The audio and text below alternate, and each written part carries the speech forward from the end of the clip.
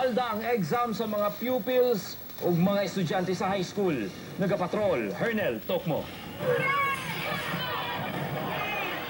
Nagdali-dali og panggawas ang mga maestra, mga estudyante, hasta mga ginikalan sa Philippine Nikijingka International School pasado alas 7 sa buntag. Human makadawat og hulga, pinaagi sa message na dunay bomba sulod sa eskwelahan.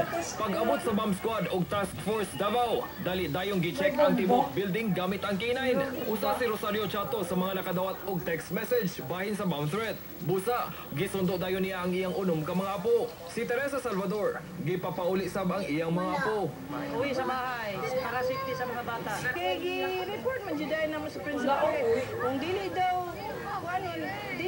take for granted ning ani. Aron masiguro ang kaluwasan, gipapauli na lang ang mga estudyante o gipostpone ang ilang prelim exams. Negative may wala may nakita. Tanang bil bili.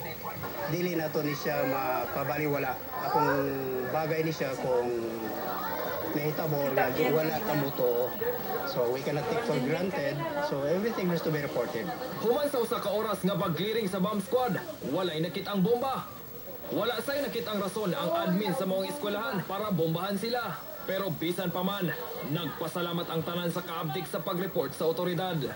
Nahimong leksyon karon sa mga eskwelahan, kining hulga sa pagpamomba, nagawas sa fire drill o earthquake drill, magpahigayon na sab sila og bomb drill. Hernel Tokmo, Patrol ng Pilipino.